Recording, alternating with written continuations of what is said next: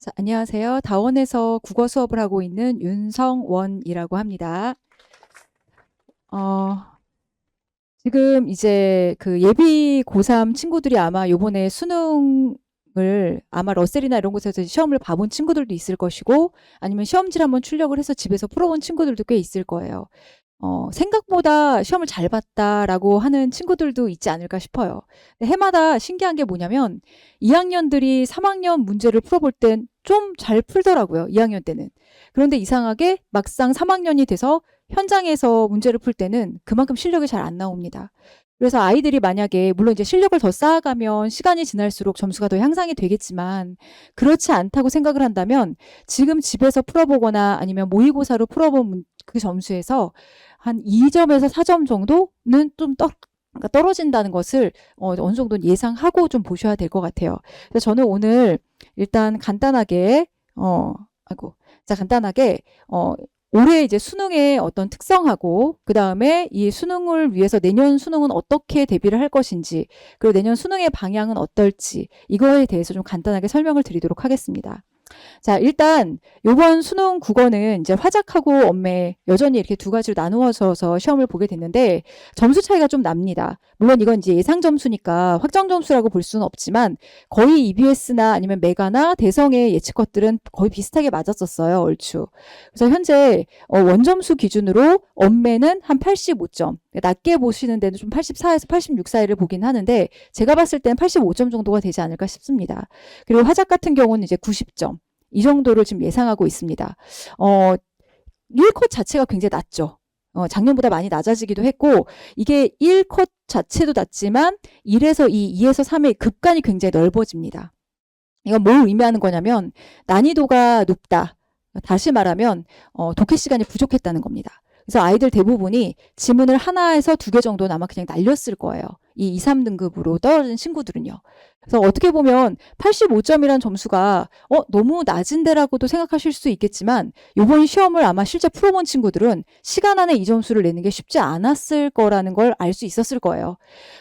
보통 푸는 순서가 학생들이 독서론하고 언매 혹은 화작을 먼저 풀고 그 다음에 문학을 풀고 독서를 풀고 보통 이런 순서로 이 문제풀이의 순서를 정해서 풀거든요. 근데 이제 그렇게 풀려면 앞에 첫 번째 파트에 해당하는 선택 과목인 언매나 화작 그리고 독서론까지가 대략 20분이면 충분하게 다 끝나 있어야 되는 상황이에요. 근데 이번에는 정말 잘하는 친구들조차도 한 23분? 막 늦게 푸는 경우는 25분까지 넘어갔다고 하더라고요. 그렇게 되면 무조건 뒤에 지문 하나는 풀 수 없습니다. 그래서 이제 그렇게 되면 점수가 무조건 한 지문에 해당하는 점수만큼은 빠지게 되는 거죠. 그러다 보니까 컷이 이렇게 낮아졌다고 보시면 될 것 같아요. 전체적인 오답률을 보면 이건 이제 언매 기준이긴 합니다. 화작은 좀 다르기는 한데 언매 기준으로 했을 때는 전체 오답률 상위 10번까지 그러니까 전체 1위에서 10위까지의 문제 중에 언어, 그러니까 문법이죠. 문법 문항이 3문항이나 있었습니다. 그만큼 문법의 난이도가 높았다는 거죠.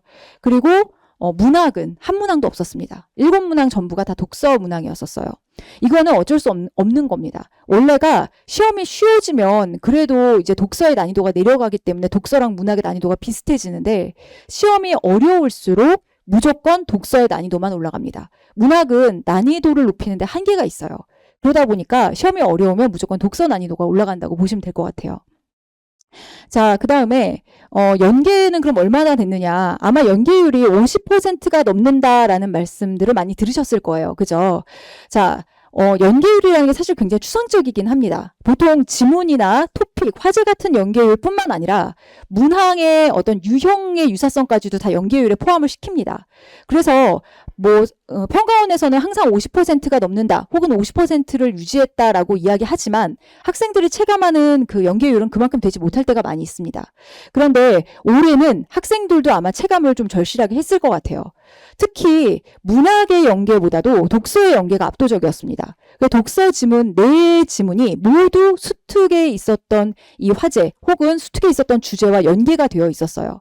특히 첫 번째 있었던 독서론 같은 경우는 독서론이 그래도 상대적으로 독서에서 굉장히 쉬운 편에 속하는 지문인데 그래도 다른 때보다는 난이도가 좀 있었거든요. 그런데 이 단순관점 같은 경우는 거의 비슷하게 나왔습니다. 밑에 있는 담보하고 보증 같은 경우는 역시 수특에서 다뤘던 화제, 그 화제에 대해서 나왔었고요. 이번에 논란이죠. 선형 열팽창 개수라고 하는 오답률 1위에 해당하는 12번 문항, 보기 문항, 그 문항 같은 경우도 역시 수특에 실려 있었던 겁니다. 인격 동일성도 역시 실려 있었던 거죠. 물론 지문 자체는 동일하지 않지만 그 지문에 대해서 좀 깊이 있게 공부하고 대비하거나 선행하고, 특히 이제 3학년 때 보면은 여러 사설 모의고사라든가 연계 문제, 연계 지문들을 많이 풀어보게 되는데 그걸로 학습을 했었던 친구들에게는 압도적으로 유리했을 겁니다. 그 다음에 이제 문학 같은 경우는 전체 작품에서 세 지문이 연계가 돼 있었습니다. 그러니까 나머지 지문은 좀 연계는 안 된 편이었는데, 그럼 연계율이 독서에 비해서 좀 떨어지는 거 아니냐라고 생각하실 수 있어요. 근데 그렇게 보시면 안 되는 게, 일단 고전시가 같은 경우에 지금 세 지문 중에 두 지문이 비연계 지문이긴 하지만 이 지문들은 전부 다 짧은 시조들이기 때문에 연계의 의미가 별로 없는 작품들이에요. 그래서 북새곡이 이게 가사기 때문에 가장 길거든요. 문제를 풀 때 가장 좀 중요하게 영향을 주는 작품이었는데 이 작품이 일단 연계가 되어 있었습니다. 그러니까 고전시가에서 가장 긴 가사가 연계가 되어 있었고요. 소설도 마찬가지로 수군가가 나왔기 때문에 고전 소설 파트에서 연계가 됐습니다. 그리고 이제 현대시가 연계가 되어 있었죠. 그래서 전체적으로 보자면 결국은 연계가 압도적으로 높았다 라고 볼 수 있습니다. 다른 해 같은 50%라고 이야기하는 것보다도 훨씬 높은 편이었다 라고 생각하시면 될 것 같아요. 표점이 굉장히 높을 것 같습니다. 국어 표점이. 국어가 역대 가장 불수능이었다라고 했을 때 표점이 100점 기준으로 150이었는데 지금 언매 같은 경우는 149 정도를 예상하고 있어요. 그러면 150에서 1점 차이 정도 나는 건데, 재작년 수능, 그러니까 작년 수능이 좀 쉬웠고 재작년 수능이 좀 어려웠죠. 재작년 수능이 149였습니다. 그래서 그때랑 거의 비슷할 정도로 난이도가 높은 그런 시험이었다고 할 수 있어요.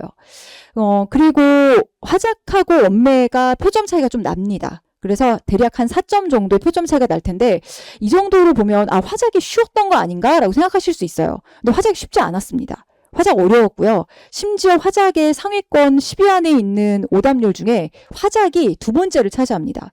그러니까 화작 문제 자체가 쉬운 건 아니었지만 그럼에도 언매랑은 표점 차이가 좀 벌어져 있다라고 보셔야 될 것 같아요. 그 다음에 독서의 난이도가 아까 말씀드렸던 것처럼 많이 상승을 했기 때문에 아무래도 지금 평가원이 올해의 이제 수능 출제에 대해서 분석하고 스스로 이제 평가하는 여러 발언들을 하는 것 중에 보면 국어는 굉장히 잘 냈다고 스스로 좀 자평하고 있어요. 제가 봐도 잘 낸 시험입니다. 잘 냈다는 기준은 뭐냐? 적절한 변별력과 난이도를 유지하면서, 그러면서도 너무 아이들이 배경지식을 갖고 문제를 풀게끔 의존하지 않아도 되는, 그러니까 지문에 충실하게 문제를 구성하면 잘 낸 시험이거든요. 그런데 이번에는 난이도는 뭐 당연히 어려웠으니까 어느 정도의 수준을 유지한 거고 변별력도 충분히 있었죠. 근데 대부분이 수특과 연계가 되어 있었기 때문에 어느 정도 아이들이 학습한 내용을 기반으로 했고, 그리고 지문의 모든 답의 근거가 충분하게 제시가 되어 있었습니다. 그래서 시험 자체는 잘 냈다고 자평하고 있기 때문에 앞으로의 출제 기조도 이 상태를 유지할 것으로 보입니다.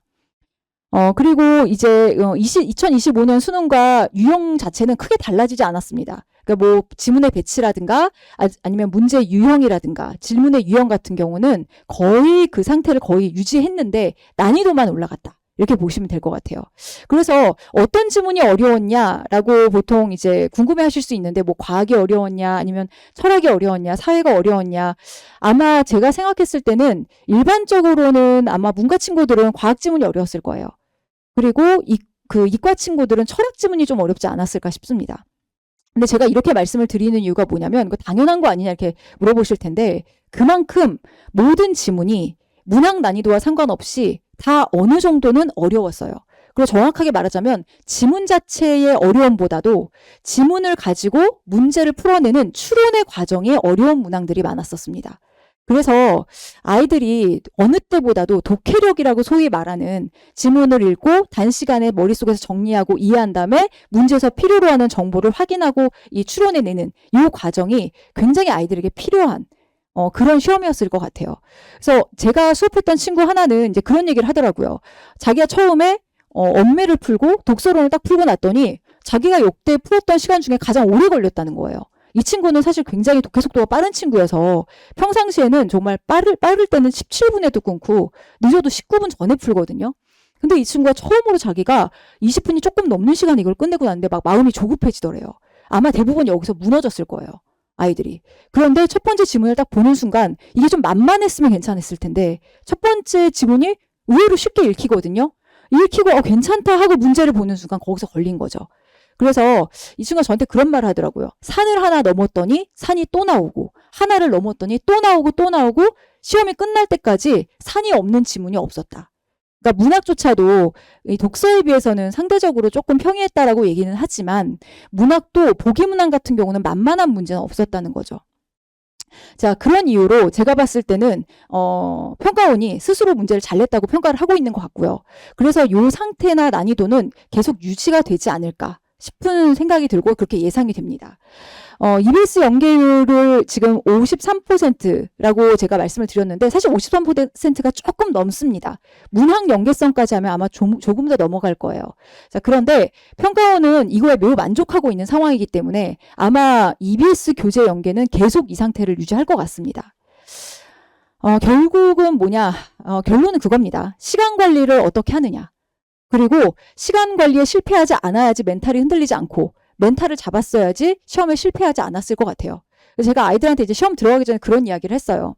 너희들이 시험을 볼 때 너희들이 어렵다고 느끼면 아마 옆에 앉아있는 친구는 그 10배로 어려울 거다. 흔들리지 마라. 물론 이거는 아이들을 위로하기 위한 발언이긴 하지만 사실 국어라는 과목이 1교시다 보니까 아이들이 1교시를 망치고 나면 멘탈을 잘 잡고 2, 3, 4교시를 잘 보는 건 굉장히 어려워요. 특히 현역 같은 경우는 더 그렇죠. 그래서 시험 경험이 없는 친구들한테는 제가 처음에는 무조건 네 답이 정답이다. 그렇게 생각해라. 좀 이렇게 조금 아이들에게 일종의 세뇌와 암시를 시키긴 합니다. 근데 다행히 그 전화 온 친구 중에 한 친구가 이런 얘기를 하더라고요. 자기가 처음에 흔들렸는데 선생님 말이 딱 생각이 났다는 거예요. 생각이 나면서 그래. 내가 어려우면 옆에 있는 애는 10배 어렵겠지? 그리고 대충 이렇게 보니까 자기가 봐도 뒷모습이 다 어려워 보이더래요, 아이들이. 그리고 이제 시험지가 아이들 푸는 순서가 비슷하니까 시험지가 이제 몇 페이지 넘어갔는지 대충 그 정도는 보이거든요. 자기가 늦게 푸는 게 아니라는 걸 깨달았대요. 그 순간에 다시 멘탈을 잡았다고 얘기하더라고요. 근데 그만큼 아이들이 아마 1교시를 굉장히 버겁게 끝내지 않았을까 싶습니다. 자, 그러면 이제 2027년 수능을 대비하기 위해서 무엇이 가장 중요할까? 사실 이게 가장 관심이 많으실 텐데 제가 앞에서 말씀드렸던 것처럼 수능의 지금의 유형은 그대로 갈 것으로 보입니다. 이제 와서 수능의 유형을 바꿀 이유도 없고요. 무엇보다 이번 수능 국어가 굉장히 성공적이라는 평가를 받고 있기 때문에 이 유형은 계속 갈 것 같아요. 그래서 뭐 배치라든가 지문의 개수라든가 지문의 구성이라든가 이런 부분에선 큰 차이가 없을 것으로 예상을 하고 기존의 기출을 갖고 그거에 맞게 훈련을 하고 연습을 하면 될 것 같아요. 그래서 수능의 유형은 기출을 기반으로 하는 것이 가장 좋다. 자, 그 다음에 두 번째는 킬러 문항을 배제하기 위해 이게 무슨 말씀이냐면요. 어쨌든 사실 킬러 문항이 있다 없다라는 말 자체가 저는 조금 어떤 면에서 아이러니인 것 같아요. 아이들에게는 어려우면 그냥 킬러입니다. 그 문제가 나를 죽이는데 뭐 킬러가 별건가요? 그냥 어려우면 무조건 킬러죠. 그런데 이 평가원에서 말하는 킬러라는 것과 아이들이 느끼는 킬러라는 건 좀 다르긴 합니다. 근데 평가원에서도 변별력을 주기 위해서는 어려운 문항을 낼 수밖에 없거든요. 근데 어려운 문항을 낼 때 너무 근거가 없는 데서 낼 수는 없는 거예요. 그러면 당연히 고난이도 문항은 아이들이 봤었던 거 혹은 우리가 이미 너희들한테 연기하겠다고 얘기를 했었던 거 거기서 낼 수밖에 없습니다. 그래서 수특이 점점 더 중요해진다는 생각이 들어요. 물론 수특뿐만 아니라 수안도 그렇습니다. 올해는 수특의 비중이 높았지만 작년 같은 경우는 또 수안의 비중이 거의 비슷했었거든요. 그래서 연계 교재가 굉장히 중요해서 어차피 아이들 대부분 3학년 올라가면은 3학년 1학기 내신에서 대부분의 학교들이 수특하고 수안을 내신 교재를 쓰십니다. 수안까지는 보통 많이 안 쓰시고 수특을 많이 쓰시는 편이거든요. 그래서 나는 내신을 내려놓았다. 막 이런 친구들이 있을 거예요. 그 본인이 내렸다 올렸다 할 수 있는 건 아닐 텐데 그래도 자꾸 내려놓다고 얘기를 하거든요. 그런데 어차피 수능을 준비하려면 내신만 한 게 없어요. 저도 이번에 제가 3학년 내신도 1학기까지는 했었는데 그 친구가 시험을 봤었던 그 친구들이 시험 봤었던 학교에서 무려 내신 범위로 다루셨던 지문이 3개나 나왔어요. 그러니까 그러면은 안 나올 수도 있는 거 아니냐라고 하시는데 보통 학교 선생님들이 출제진을 많이 들어가시잖아요. 그러다 보니까 선생님들이 중요하다고 보시는 것이 거의 비슷할 수밖에 없습니다. 그래서 한두 지문이라도 대부분 걸리는 경우가 많아요. 그리고 어쨌든 그냥 공부를 하는 것과 그러니까 내신 공부를 하는 것과는 집중도가 다릅니다. 그래서 저는 아이들이 내신을 비록 내려놓을 때 내려놓더라도 어차피 수능 공부를 하는 것이 수특도 같이 해야 되는 거잖아요. 그래서 1학기 내신까지는 좀 열심히 해줬으면 좋겠다라는 이 당부를 꼭 하고 싶고요. 그리고 EBS가 예전에는 그런 말씀들을 많이 하셨어요. EBS가 무슨 의미가 있냐? 어차피 너희들이 갖고 있는 기본적인 독해력과 지문에 대한 이해력을 갖고 시험을 보는 거다. 맞는 말씀이죠. 그런데 남들은 다 알고 있는 걸 나는 모른다고 하면 상대적인 불리함은 있겠죠. 그죠? 그래서 저는 EBS를 하는 것이 현명하다는 생각이 듭니다. 그래서 EBS를 예전보다는 조금 더 많은 어떤 집중을 해서, 그래서 내신뿐만 아니라 내신이 끝나고 나서도 교재는 여러 번 반복해서 좀 분석적으로 공부를 하는 것이 필요하다는 생각이 들었어요. 자, 그 다음에 이제 세 번째는 자, 일단은 언어인데, 아까 말씀드렸듯이 10문항 중에 지금 3문항이 문법이죠. 그죠? 근데 이 문법이 해줘야 되는 이유가 여러 가지가 있습니다. 일단 난이도가 높은 것도 있죠. 근데 그것보다 더 중요한 건 첫 번째 파트라는 겁니다. 아이들이 문제를 처음 푸는 부분이라는 거죠. 여기를 수월하고 빨리 풀면 뒤에가 잘 흘러가요. 근데 여기에서 걸리기 시작하면 뒤에서부터 이제 초조를 타기 시작합니다. 그래서 시험이 끝나고 나서 내가 다시 풀어봤을 땐 이걸 내가 왜 아까 못 풀었지? 했었던 문제들이 나오게 돼요. 그러니까 아이들이 자기가 갖고 있는 실력이나 공부한 내용을 다 거기서 이제 어떻게 제대로 풀어내지 못하고 나오는 좀 아쉬움이 생기는 거죠. 그래서 저는 이거는 물론 이제 언매를 선택한 친구들의 하나는 것이긴 하지만 어쨌든 언어를 꼭 해줬으면 좋겠고요. 왜냐하면 언어를 겨울방학 동안 한번 다 정리를 해주는 게 필요할 것 같아요. 1학년 때 보통 학교에서 공통국어라고 하죠. 그때 다 어느 정도 문법의 일부를 하기는 하지만 학교에 따라서 어떤 학교는 내신에서 문법을 많이 다루어 주신 학교도 있고 어떤 학교는 그냥 학교 교과서에 충실하게 그냥 수업을 하시다가 3학년 때 수특에서 일부를 다루시는 학교들도 있어요. 근데 그 정도를 가지고는 사실은 시험 대비하기는 쉽지 않거든요. 아이들이 대부분 보면 문법 문제 같은 경우는 기출 몇 개 풀어보고 나서 나 문법 되게 잘해 라는 착각을 해요. 지문에 있는 거 읽고 푸는데 내가 이걸 틀릴 게 뭐가 있어? 라는 말을 틀리는 친구들이 다 여기서 하고 간 말입니다. 그래서 문법을 아주 꼼꼼하게, 사실 문법 꼼꼼하게 정리하는데 그렇게 오랜 시간 걸리지 않습니다. 한 달이면 차고도 넘칩니다. 그래서 그 정도의 시간 투자를 해주는 것이 나중에 수능에서 실전에 갔을 때 시간적 유리함과 그 다음에 풀이의 수월함, 이 두 가지를 가져가는 되게 현명한 방법일 것 같아요. 또 하나는 1학년 내신 범위가 요번에 이 문항 중에 난이도가 가장 높은 문항이 다 1학년 내신 범위에 속했었던 겁니다. 출제하시는 분들이 EBS 교재만큼이나 부담 없이 사용하실 수 있는 게 뭐냐면 공통과정입니다. 그래서 국어의 공통과정은 1학년이거든요. 그래서 1학년 과정에 있었던 문법들이 이거는 올해만이 아니고 작년에도 그랬습니다. 그래서 중세문법하고 연결이 되는 문제들이 다 여기서 출제가 됐어요. 그런데 이제 문제는 아이들이 1학년 때 이걸 다 내신을 열심히 했지만 지금쯤 되면 그것이 언제적의 자신이었나, 또 다른 자아처럼 분리가 되어 있거든요. 제가 재밌는 거는 보통 1학기 때 수업하고 2학기 때 물어보면 2학기 때 정도는 기억이 날 법도 하거든요. 학년이 다른 건 고사하고 학기만 달라져도 기억을 못 합니다. 공부할 게 너무 많아서 그렇겠죠, 우리 아이들이. 그죠? 자, 그래서 어쨌든 했던 것이라도 한번 정리해주는 시간은 필요하지 않을까, 이런 생각이 듭니다. 그래서 저는 요번 겨울방학 때는 일단 문법 정리를 한번 하고 그리고 나서 이 EBS 교재로 연계를 이제 2월 초 1월 말쯤 되면 EBS 교재가 나오기 시작하거든요.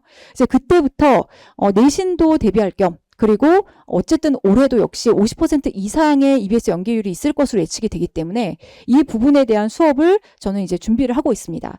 그래서 문법 같은 경우는 잊었던 개념과 원리, 그러니까 1학년 때 수업했었던 내용이죠. 전체적인 업무에서 가장 비중이 높은 부분입니다. 그래서 이 부분에 대한 복습을 하기 위해서 이 복습 부분에 대한 좀 중점을 둔 수업을 할 거고요. 그리고 교재 자체도 아무래도 이제 교과서가 중요하다 보니까 이 교과서 그리고 기출 그다음에 5개년 EBS 이런 걸 기반으로 한 자체 교재를 가지고 내용 정리를 할 예정입니다. 그리고 또 하나 두 번째는 이제 지문형과 고난이도 문제인데 이번에도 지문형 문항에서 최고 난이도의 문제가 나왔죠. 언어에. 그래서 이런 부분에 대한 훈련을 좀 많이 해야 될 것 같아요. 아이들이 대부분 이제 내신할 때 보면은 단답형 문항이 좀 많이 익숙해져 있거든요. 그런데 그런 문항들보다 조금 더 심화되어 있는 문항에 대한 연습이 필요해 보입니다. 그 다음에 이제 두 번째 이제 EBS 같은 경우는 요번에 어쨌든 독서에서 4지문에서는 4지문 모두, 문학은 8지문에서 이제 3지문 이상이 출제가 됐었습니다. 그런데 이제 문제가 아이러니한 건 문제의 연계성은 전혀 없었어요. 그러니까 지문만 연계가 된 겁니다. 지문하고 화제만. 그래서 보면 EBS 교재가 단점이 하나 있습니다. 그게 뭐냐면 너무 쉬워요. 아이들이 지문을 제대로 이해하지 못하고 문제를 풀어도 충분히 문제는 풀립니다. 그럼 이제 어떤 착각을 하게 되냐면 나는 이것을 알고 있다. 나는 이 지문을 지배했다. 뭐 이런 착각들을 하게 돼요. 근데 실제로 지문이 동일하게 나오는 게 아니거든요. 수능에. 그 지문을 가지고 변형된 지문이 나와요. 그래서 사실은 그 작품이나 지문에 대한 정확한 이해가 전제가 되어 있지 않으면 실제 시험장에 가서는 내가 어디선가 봤던 것 같았는데 정도밖에는 연계의 효율성을 느낄 수가 없어요. 그래서 좀 더 분석적으로 그리고 독서 같은 경우도 보면 요번에도 담보 보증 이런 게 나왔었는데 이 담보 보증뿐만 아니라 예전에 경제 지문 같은 경우도 아주 난이도가 높은 지문들은 전부 다 EBS 연계가 됐었던 지문들이었습니다. 그래서 이런 것들은 그 지문만 읽고 푸는 정도의 수준이 아니라 그 지문과 관련된 어떤 분석, 심화, 이해, 지식과 전반적인 배경 지식을 다 주어주는 것이 아이들 나중에 수능을 대비하기에는 적절한 훈련이 되지 않을까 싶습니다. 문학 같은 경우도 올해 이제 고전시가 고전소설이 나왔죠. 사실은 문학은 지문을 알고 들어가면 굉장히 유리합니다. 일단은 독해 시간을 줄일 수가 있죠. 그죠? 그래서 독해 시간을 줄이기 위해서라도 다른 사람들은 알고 들어가는 지문을 나만 모르고 들어간다는 건 상대적인 불리함이거든요. 그래서 문학 같은 경우도 이 작품에 대한, 왜냐하면 일부만 아무래도 발췌가 돼서 실리다 보니까 전반적인 내용에 대한 이해가 좀 필요할 것 같습니다. 그래서 간단하게 제가 이번 겨울방학 때는 이제 4주차 문법 특강을 준비하고 있는데 혹시 관심 있는 친구들이 있다면 인연이 돼서 좀 알찬 시간을 보냈으면 좋겠습니다. 제가 굉장히 말을 빠르게 해서 좀 전달이 잘 됐을지 모르겠지만 어쨌든 이번 시험이 아이들에게 많이 힘이 되는 시험이었는데 내년에는 여기 있는 친구들, 어머님들하고 그 친구들 모두 요맘쯤 되는 시간들이 좀 행복한 시간이었으면 하고 좀 제가 소망을 해봅니다. 귀한 시간 내주셔서 감사합니다.